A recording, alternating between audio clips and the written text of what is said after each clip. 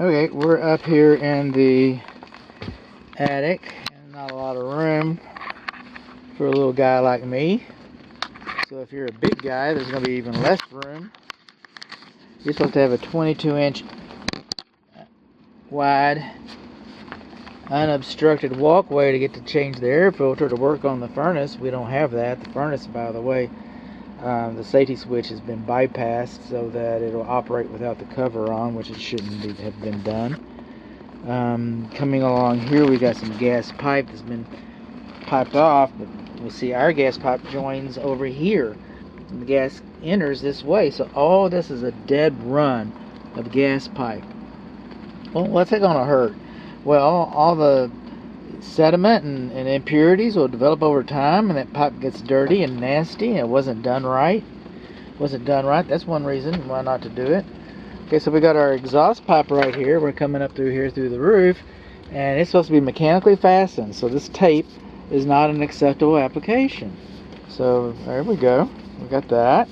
Then on our evaporator coil, we got our primary and secondary drain line. I really like how the secondary drain line was done, but the primary drain line, we've got, if you notice, a shallow trap. And then this, okay, is a clean out. If you put your hand over here, you can feel the air coming out. It's a clean out. It's supposed to have a clean out cap on that so you don't air condition the attic, because the attic is insulated for the most part. So anyway, after then we should have a vent pipe. We don't have a vent pipe. And a shallow trap, okay, so it's what happens with the shallow trap is they'll go dry easily. And you can look up any of my other air conditioning. I'll go ahead and tell you, these first time home buyers. Okay, these coils hold moisture. That's part of the byproduct of air conditioning. And when the fan turns off, it drops the moisture, it goes down the drain. It drains all the time, but it drains all the moisture that's held up to the pressure from the air going across the coils, and it goes down here, and you got a shallow trap. It's not self-cleaning, but it's self-clearing. So it goes whoosh like a roller coaster. The last car follows the first car. This pipe goes to the sewer.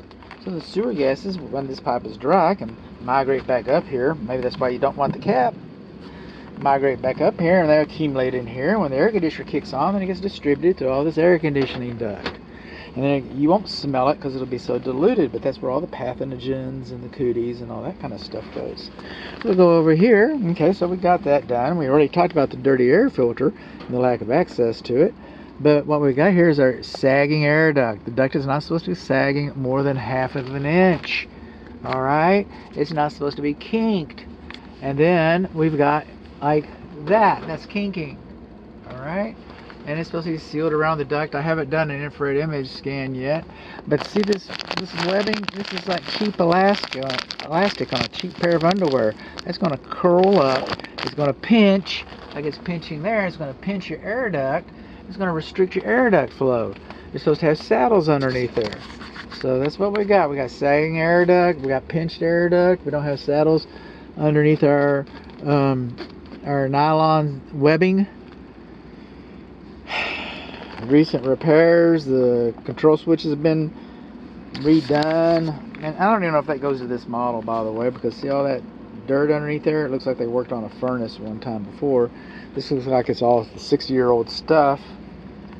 You know, we got our drain pipe, and we got our tape. We got our tape on our fluids, and we don't have a control use carrying